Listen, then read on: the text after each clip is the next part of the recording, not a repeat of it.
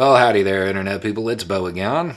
So today we're going to talk about the possible replacements for Neera Tanden. She's out.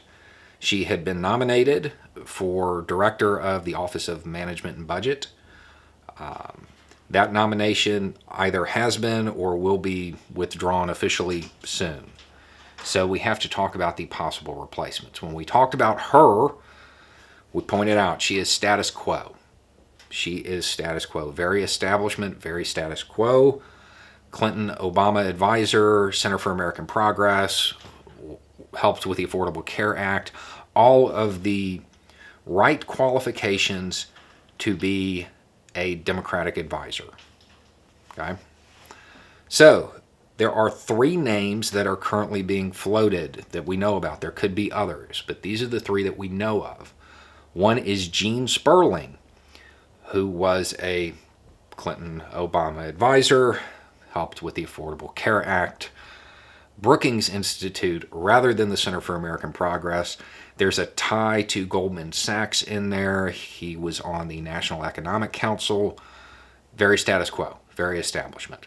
All the credentials, all the little boxes checked. Another option would be Ann OLeary, who was an advisor to the Clintons, helped advise Obama's transition team, Center for American Progress, Chief of Staff for Newsom, very establishment as well. However, her politics are a bit more progressive. Not a whole lot, but enough to be mentioned. If Biden recognizes the opportunity that he has been presented because of the Republican infighting, if he wants to pursue that dream of an FDR type of administration, OLeary is probably going to be the one he pushes forward because she could fill the status quo role, but she would also be a little bit more comfortable if he made some more progressive moves. And then we have a wild card.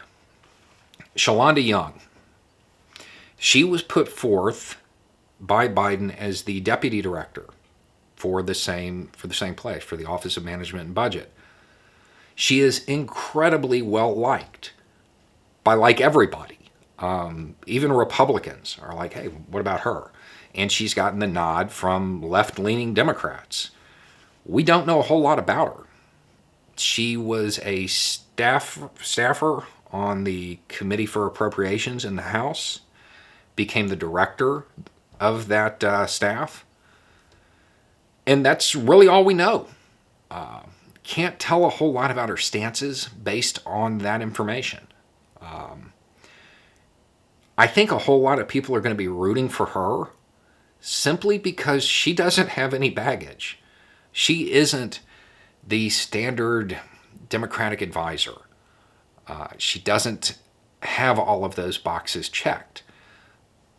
But she is incredibly well liked. And if you're Biden right now, you don't want to follow up with another candidate who may have a tough confirmation.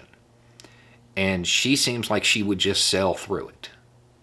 So while she may not have all of the boxes checked, she's definitely still in the running, I think. It all depends on her working relationship with Biden, what Biden knows about her that we don't, and whether or not he's willing to bump her up to the top slot. But those are the three most likely candidates that we know of. There could be somebody he just pulls out from nowhere and puts forward, but those are the most likely. From that, we'll be able to tell a little bit about Biden's intentions.